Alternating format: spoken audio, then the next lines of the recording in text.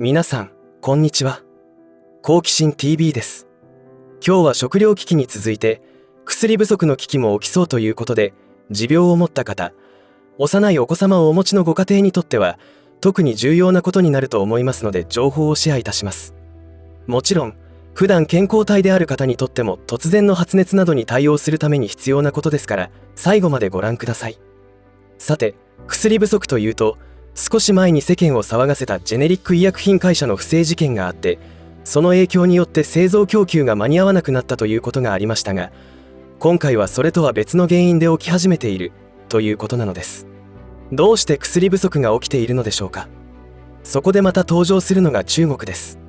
日本の安全保障を考えるとき、もっと平たく言うと、我々や大切な家族の命の安全を確保する上で、中国ウォッチは欠かせないのです。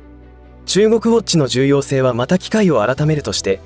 今中国で何が起きているのかということを知る必要があるのです。最近ではさすがにテレビ、新聞でも取り上げられるようになりましたが、中国共産党によるゼロコロナ政策の厳しさによって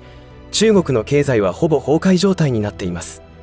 その辺のことは大手メディアはあまり深掘りしていないと思いますが、多くの人民の命が失われました。流行り病が原因ではなく、行き過ぎた隔離政策のためです。突然 PCR 陽性者が出ると、その陽性者がいたショッピングセンター、学校、工場などありとあらゆる施設が隔離対象になっていました。そうなると中国国内のあらゆる製造業は当然ながら麻痺するわけです。今回なぜ日本から薬がなくなるという危機が起きるかというと、世界中の中国人がその国の薬を買い占めて自国の家族に送るという動きが出ているからです。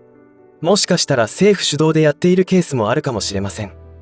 そういった事態を受け、オーストラリア政府はいち早く中国人の薬購入制限を発令したようです。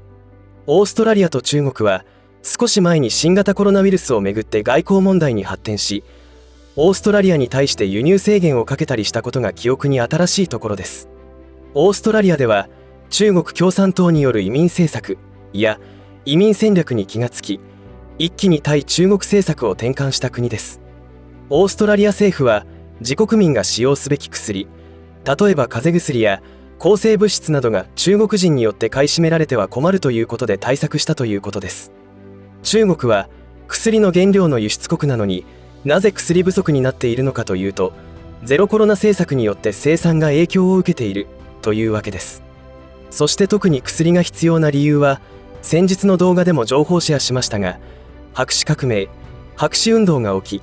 行き過ぎたゼロコロナ政策の緩和案を地方政府が発表したので、人民の生活は普段通りに戻るかと思いきや、全く逆で新たな感染爆発が起き始め、人民は風邪薬などの買い占めをしようにも売り切れ続出になっている状態らしいのです。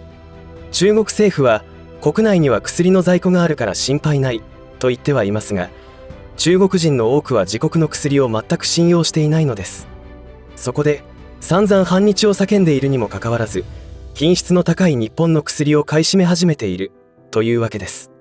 2020年に新型コロナウイルスの蔓延に伴い、マスクが品切れになったことが記憶に新しいかと思いますが、それも中国人による買い占めの影響がありました。また、転売して儲けようという中国人も多数いることが拍車をかけていることは間違いありません。なんといっても、隔離中の住人に政府から支給されるはずの食事を役人が横領し、高値で転売するということが普通に起きる国ですので。そしてこれから薬不足が起きる原因となるのは、薬原料の輸出国である中国が薬の原料の輸出を政治の駆け引きで使い出したのです。台湾問題において日本の対応に対しての嫌がらせでしょう。こういうことが起きるので、反日国との付き合いは慎重にならなくてはならないと思います。なんと我が国は薬の原料の中国依存は 100% というから本当に危険ですね。とにかく持病を持った方、幼いお子様をお持ちのご家庭は備蓄をした方が良いと思います。こういった状況はいつ解消されるか目処が立ちません。私の場合、体調が悪くなる兆しは寒気から始まりますので、葛根湯を常備しています。当然備蓄しました。薬がないと本当に困る方もいらっしゃると思いますので、かなり深刻な事態だと思われます。かかりつけの病院にて相談すると良いかもしれません。特に心配ありませんよと言われるかもしれませんが、自分の命を他人に委ねすぎはよくありませんので、そこはよく考える必要があるかもしれませんね。ちなみに私のチャンネルでは中国ウォッチもしているのですが、それはなぜかというと、今回のような事態が起きることを予想することができるからです。中国共産党政権が今までに何をしてきたのか、どういう価値観で国を運営しているのか、それによってどんな事件が起きて人民がどんな不条理を受けているのかを知ることで、今回のこともある程度予想ができるようになるのです。今この動画を視聴してくださっている皆様は、例えば食糧危機についても、今まで何度も食糧危機は起きるって言われてきたのにそうならなかったではないかと高をくくっている人たちとは違い、今回の食糧危機は過去に経験のない異質なことが起きていると感じ、長期にわたって食糧難が起きると感じている人だと思います。野生の動物は異常なまでに警戒心が強く、またそうでないと厳しい自然の中で生き抜いていけません。人間も本来はそれと同じ本能があるはずですが、いわゆる平和ボケになって警戒心がゼロに近くなっているのでしょう。ぜひ表面上に現れた事象だけにとらわれるのではなく、その背景まで知るように情報を集めてください。それが身を守ることになります。さて、まだ少し時間があるのでメインテーマにするほどではありませんが、我々の身を守るためには無縁ではない情報をシェアしておきます。冒頭お話ししたオーストラリア政府が対中国政策を一転させたという件で何が起きたのかということを日本政府も見習ってほしいと願いを込めてお話しておきたいと思います。オーストラリアは中国から静かなる侵略を受け続け、たくさんの社会問題を起こし始めていたのです。その手口、実態がサイレントインベーションという書物で明らかにされました。現代の戦争はミサイルなどの弾薬を使うようなものだけでなく、情報戦であったりハニトラや恐喝によって政界に入り込み、その国の内部から破壊するという方法に変わってきているのです。世界中に中国人街を作ることで、その国地域に独自ルールの街を作り上げてしまう方法がオーストラリアでも展開されておりました。そんな中国共産党の目に見えない侵略に気づいたオーストラリア政府が対中国政策の転換を行ったというわけです。例えば新型コロナウイルスの発生源に関して、オーストラリアのモリソン首相はウイルスの発生源や感染が拡大した背景などを調べるため独立した調査が必要だという考えを明言したことに対し、中国共産党は強い反発をしました。その対抗策としてオーストラリア産の石炭、ロブスターなどの輸入制限、実質禁止処分を行い嫌がらせをしてきました。ところがオーストラリア政府は毅然と向き合い正論を通し、結果的には石炭がなくては困るのは中国であるため矛先を収めた形になりました。中国共産党はいつも強気に出るのですが、全てブーメランとして自分に突き刺さるという顛末を迎えています。日本は残念ながら親中議員だらけになっています。2021年のコロナ禍で外国人の入国規制をかけているにもかかわらず、